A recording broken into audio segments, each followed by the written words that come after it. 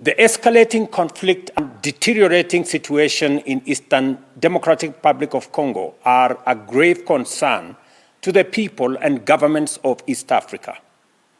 Noting the worsening humanitarian crisis exacerbated by ongoing military actions, including the closure of airspace in Goma, I call for the immediate and unconditional cessation of hostilities.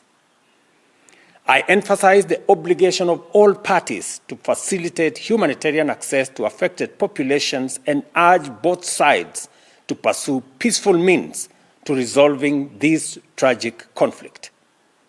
These alarming developments, coupled with rising diplomatic tensions in the region, underscore the urgent need for peaceful resolution to a conflict that continues to inflict untold suffering on the people, particularly women and children. As the current chair of the East African Community, Kenya is aware of the region's critical responsibility in de-escalating violence and facilitating dialogue between the parties involved. We confirm and firmly believe that a sustainable solution can only be achieved through engagement, constructive dialogue, and a renewed commitment to peace.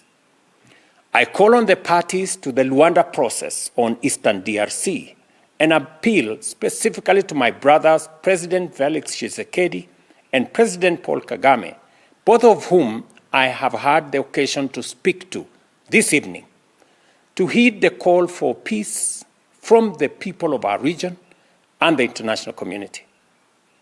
I call on them to dedicate all efforts towards achieving peace in Eastern DRC and restoring good neighborliness, an essential principle underpinning regional peace and collective responsibility.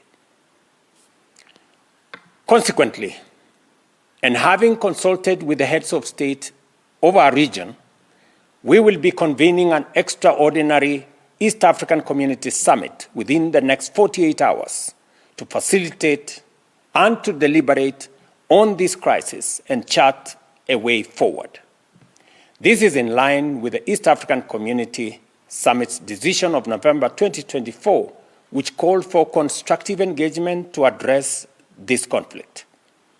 I thank both President Tshisekedi and President Kagame for their confirmed participation in this summit.